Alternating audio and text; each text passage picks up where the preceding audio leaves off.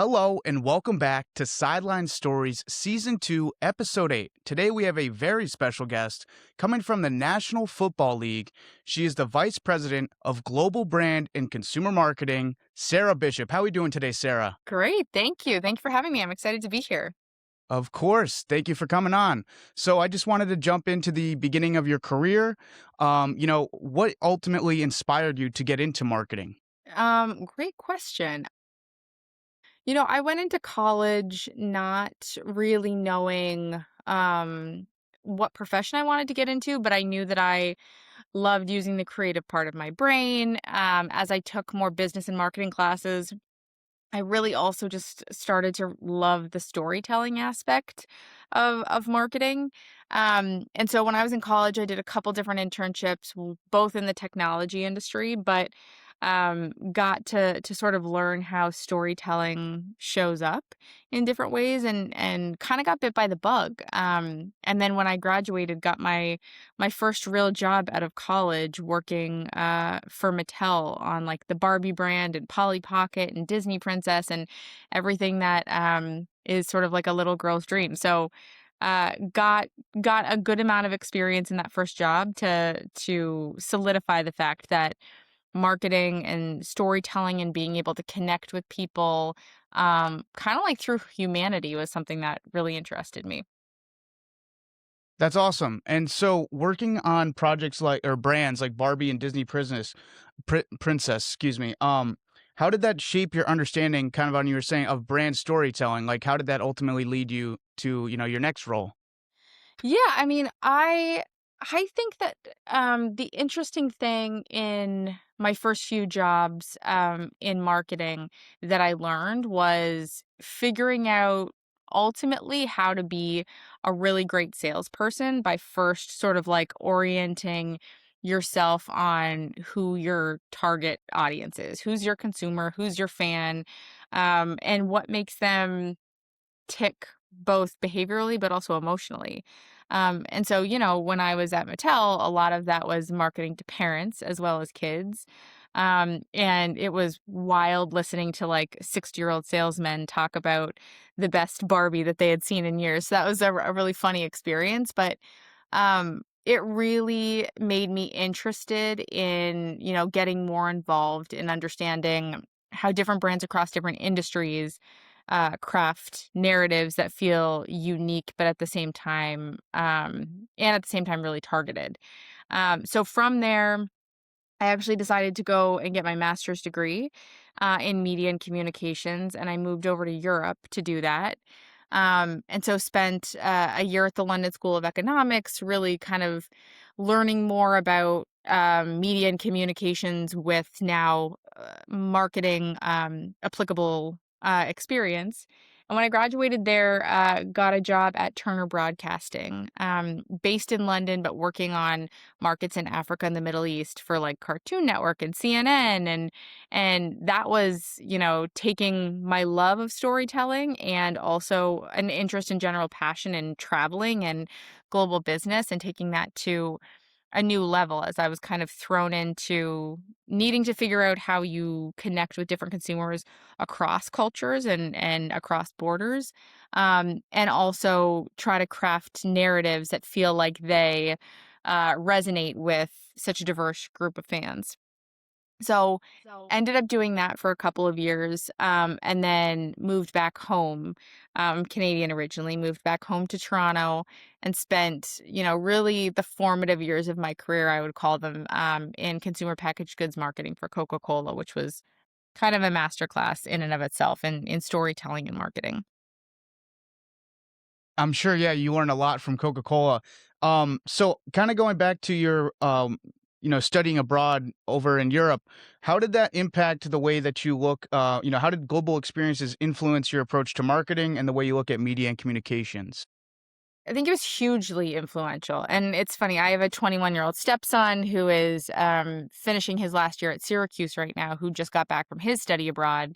And my biggest sort of thing that I preached to him, and that I know I preach to anyone that has the ability to do it is to do a study abroad, to travel while you can. I think it absolutely broadens your perspective. The world seems so small until you get out there and get a better understanding of how different people live and Right. interact and connect. And so that was a really interesting experience for me because I did study abroad in college and then obviously did my postgraduate in London. Um, I think it gave me just really interesting perspective and also challenged me to think differently about what normal looked like.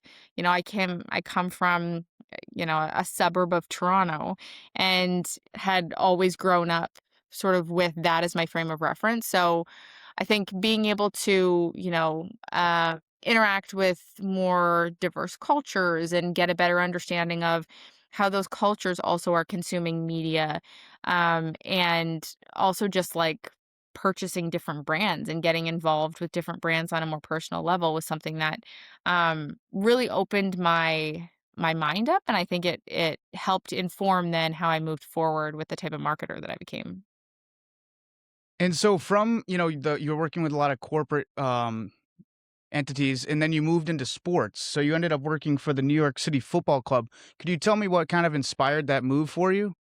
Well, when I was at Coca-Cola, I spent years sort of on their like sports adjacent brands. So I spent years on Powerade, and I worked across some of the water brands, Smart Water, Vitamin Water, and I think one of the things that I was also able to do in that role was really start to touch sports marketing. So worked with professional athletes, worked on some of the different campaigns that Coca-Cola ran around the Olympics and FIFA World Cup, and that kind of gave me a taste for the excitement that is sports marketing. And so when I knew that sort of I wanted a new challenge after Coca-Cola, I got recruited out to work at ASICS and build out more of their kind of like North American marketing platform. And so it was like inching my way closer and closer to the front lines of sports. And then finally got recruited out with the opportunity at New York City Football Club and their parent company, City Football Group. And for me, that was an incredible experience. It was, the first time I had worked on the front lines of sports, the first and only time I worked for a club in a growing league, which is incredibly exciting. I started in the fall of 2019, so right before COVID shut everything down. And I think that was also a really interesting and unique experience because very quickly all sports brands had to move from marketing the product on the field to really becoming like almost like, you know, um, media companies and doing, really focusing on community impact. And so it was an exciting opportunity for me to be able to, simultaneously while we're pivoting our entire marketing strategy, I'm building a marketing team there. And also, we had a team on the field and a product on the pitch that was incredibly competitive that year. And ultimately, we ended up winning the MLS Cup in 2020 or 2021, I think. So it was an incredible opportunity to kind of get into a sports marketing organization and sort of build from the ground up in the marketing vertical. The other thing I'll say is, I was coming from years at Coca-Cola and ASICS where, you're kind of spoiled for resources, for budget, for people, for research, for all of that good stuff. And so it was also going to NYCFC like a really good test for me to take all that knowledge that I'd accumulated and export it and try to set up my own systems and processes in, a place where we didn't have as many resources. So ultimately, it was an amazing experience. And I think getting that taste for sports only and for the soccer side only made me more interested in sort of where my career would go next and how I could continue to grow in the industry. Absolutely, and like you said, it sounded like it was a great learning opportunity. I mean, I can, speak from experience that working at those, smaller budget organizations or clubs, you definitely learn a lot when you have to improvise with what you have. Speaking to the NYCFC, they were still building their identity at the time, fairly new team, in a crowded New York market. So, how did you approach fan acquisition and brand growth at that time? That's an excellent question because that was the time, and I mean, it's still this way, although they do have a new stadium that's on the horizon, which I believe is opening next year, which is incredibly exciting. But when I worked for NYCFC, we also played at 3 different venues in any given season. One of those venues was actually our rival stadium. So as you can imagine, that makes it hard, I'm when sure. it comes to fan acquisition and fan retention. But I think really what we focused on was sort of like a two-pronged strategy. The first was, making sure that we all at the end of the day, we're getting butts and seats. So it was, heavily, heavily performance marketing led, making sure that we were selling single tickets and group tickets and seasons and all of that good stuff, working with our sponsorship team to try to really help generate revenue from the sponsorship side. But the layer that we were really intentional about adding over and above that was sort of this brand narrative layer, because we wanted not to just be known as the 10th team in a 10-team market. We wanted people to feel like they understood what NYCFC stood for and that they could connect with the values of the club and understand who the players were and what they did in their community, and how NYCFC as a brand contributed to the 5 boroughs of New York. And so I think it was a really interesting exercise to sort of build those 2 at the same time, while also sort of pivoting, adjusting, tweaking as COVID kind of like came and went. And we went from having no product on the field to the players being in a bubble to then starting to welcome crowds back to winning the MLS Cup. So it was uh it was an incredible test in resilience and flexibility. And I think, the team that was there at the time, and the marketing team that was there at the time, and many of them are still currently there, are just incredibly talented people who, have really built the brand of that club from the ground up. So I'm exceptionally excited to see where they take it, especially as they open the new stadium next year. Absolutely, it will be very cool to see. But on that note, that does take us to our present day. Your next role being your current one, which is with the NFL. So could you kind of walk me through what your day to day looks like in your role? Yeah. So my role at the NFL today, my team is really responsible for recruiting the next generation of fan. And the way we focus on doing that is really by trying to keep football at the forefront of culture. So we focus on everything from getting more people participating. Obviously, tackle is our bread and butter, but flag football represents sort of this game-changing platform for so many, especially women and girls, and our international audiences. We focus on continuing to connect with people around the culture around the game. So that is, how football shows up in relevant subcultures like fashion and art and music and food. It's also connecting with people by showcasing the purpose that underpins the league. So my group handles all of our cause marketing efforts across the entire season.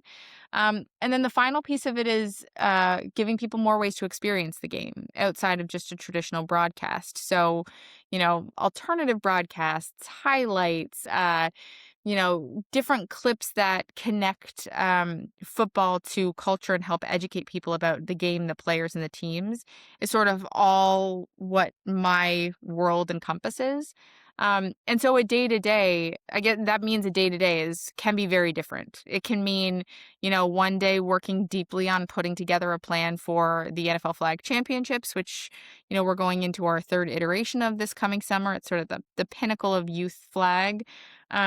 To talking about how, we put together a docu-series with Bad Bunny, to, talking about how we build content that's focused on educating fans in other regions around the X's and O's of the game. So it really is can be incredibly diverse. The one thing it isn't is boring. It's never boring. There's always a ton of new work to do. And I think the wonderful thing about the NFL is, it is truly a unifier, not just domestically, but as we're starting to expand to other markets, we're really seeing, I mean, the beauty and the value that sport plays. And so I know myself and our group takes it really seriously to sort of be stewards of this idea that football is for everyone.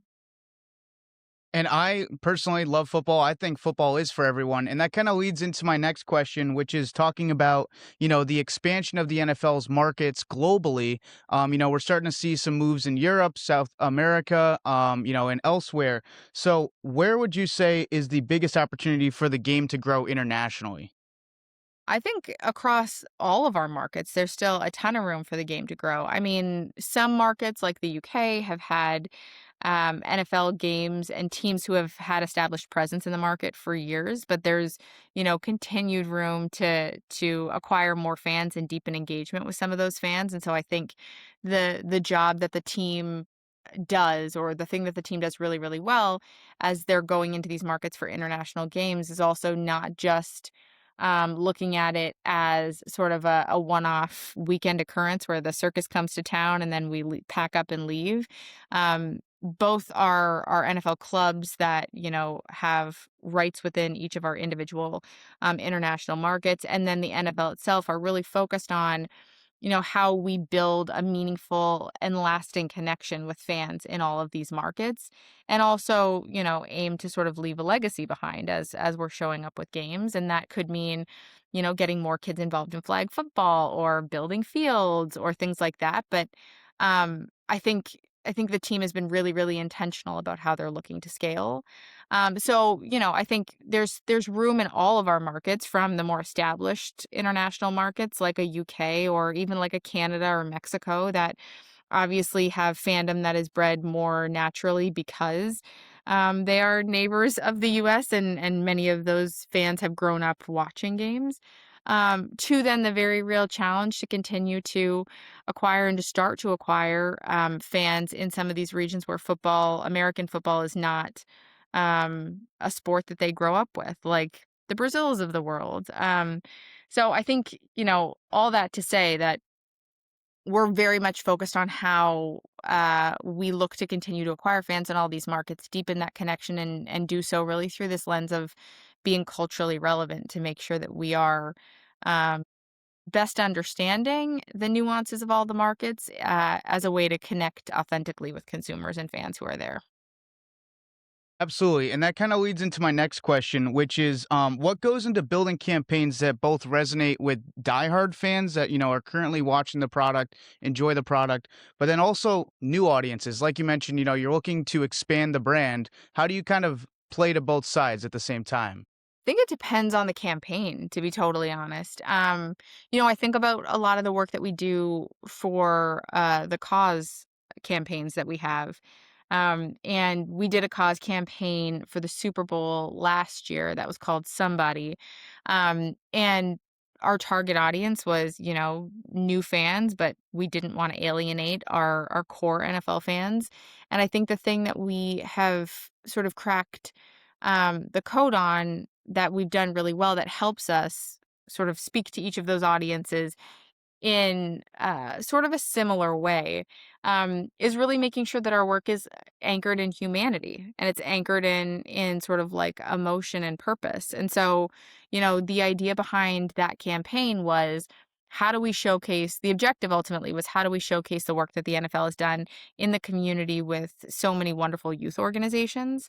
And the way we were able to bring that to life was really by focusing on, an iconic piece of sound that actually came from a famous speech that was delivered by the Reverend Jesse Jackson on a 1970s episode of Sesame Street to a bunch of kids. And we sort of modernized that with kids at the forefront. But at the end of the day, the speech that was given, the ethos behind it, and sort of the way that connected back to the league, really emphasized the fact that no matter whether or not you were a core fan, or you were a casual fan, or a new fan, no matter where you lived in the country, you could see a place for yourselves in the NFL because you were connecting and able to connect with the NFL through that campaign in a way that just felt human. So, that's not to say that all of our campaigns delivered the same thing, but I do think that we've tried to be really purposeful about how we focus on humanity as being a critical foundation for everything we do. Absolutely. And you can definitely tell, when you're watching the, campaigns, whether that be through commercial, digital, whatever the case may be, there is always that human touch on every NFL product, and it's great to see. So I did want to kind of transition into some advice, advice for students and aspiring young professionals looking to get into the industry. So for students who are interested in sports marketing, what would be the most important step that they take early on in their careers from your perspective? I think getting an understanding of what part of marketing you like, even if you take the sports out of it. What sort of makes you excited? Is it putting together content? Is it the creative piece of things? Is it strategy? Is it like I think first honing in on sort of what makes you excited about marketing generally would be sort of my first piece of advice. And then, figuring out how you're able to start dipping your toe into that from a discipline perspective. My career has been very non traditional. I've ended up at the NFL, but, I spent the bulk of my career not near sports at all. But I sort of knew from the very beginning that it was, again, that storytelling and the brand building side that I really loved. And I'm happy I ended up where I did. Sports is an incredible industry, but I think, I don't know that I would have ended up at the NFL without the experiences that I had in the lead up to the NFL. So I meet a lot of students who, if their first job out of college isn't at a league or a team, they get really, dejected. But I don't think it almost matters. I think having an understanding of where you want to end up, but then focusing on, continuing to gain experiences and experience more generally in the discipline you want and the field you want is almost just as important as ending up in sports. And then I would also say, like, mentorship has been critical in my career. I've had amazing mentors along the way who have had jobs in a multitude of different industries, some tied to sports, some not. And it hasn't just been wonderful to be able to have those people in my corner as advocates when like opportunities come up, but it's also just been good to sort of have people that are not your family and they're not your friends, who you can use as sounding boards as you're sort of moving through your career, coming up with new ideas and also thinking about next steps. So I would heavily advise all students who are looking to get into any form of marketing, but especially sports marketing, reach out to people you admire on LinkedIn, reach out to professors you have who are connected to the industry and start to form that connection that you can grow with. Well, Sarah, I think that's great advice. And now I did want to kind of transition lastly to, industry trends, future outlook of, the industry. So where do you see sports marketing evolving over the next 5 to 10 years? It's a big question, Chase. I mean, it'll be interesting to see the impact that AI plays in sports and marketing generally. I think the ability for increased personalization of the product as fans is really, really interesting and exciting.